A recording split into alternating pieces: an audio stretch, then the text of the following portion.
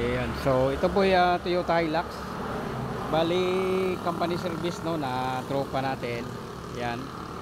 So problema na kanyang aircon guys. Share natin to.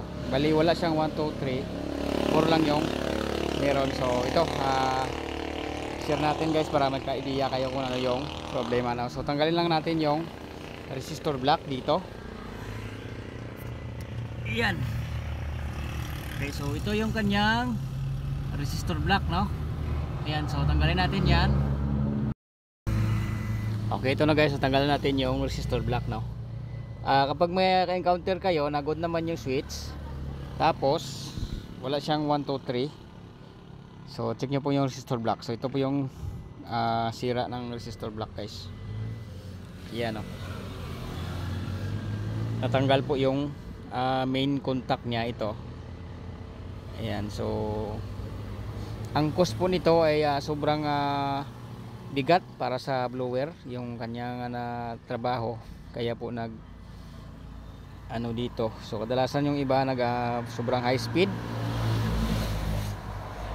or naka number 3 siya pero parang bigat sa kanya, so dito po yung tatamaan na ano guys. Ayan, so ito lang po i-check niyo pag walang 1, 2, 3, 4 na lang yung meron.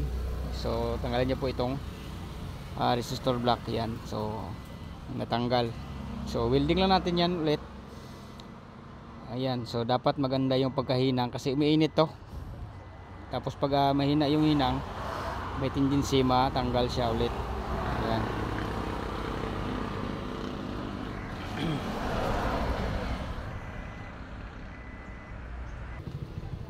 So ito na guys, na welding na natin ang natuklap kanina, oh. Yun.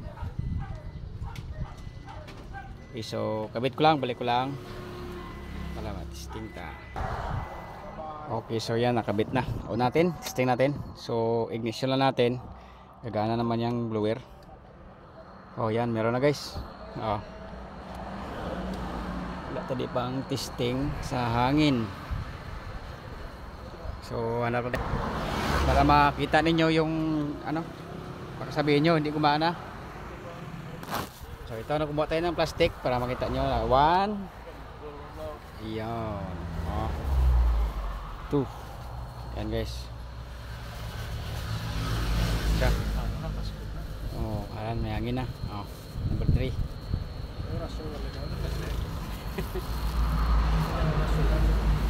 Yan, black. So check natin dito kanyang filter. Why shotgun de? Ara, lang. Ang pinta pa sa mga kutsilyo. Okay, so nabuksan natin guys, na wala na dito yung filter niya. At saka yung cover. Are oh. Oh. Away na.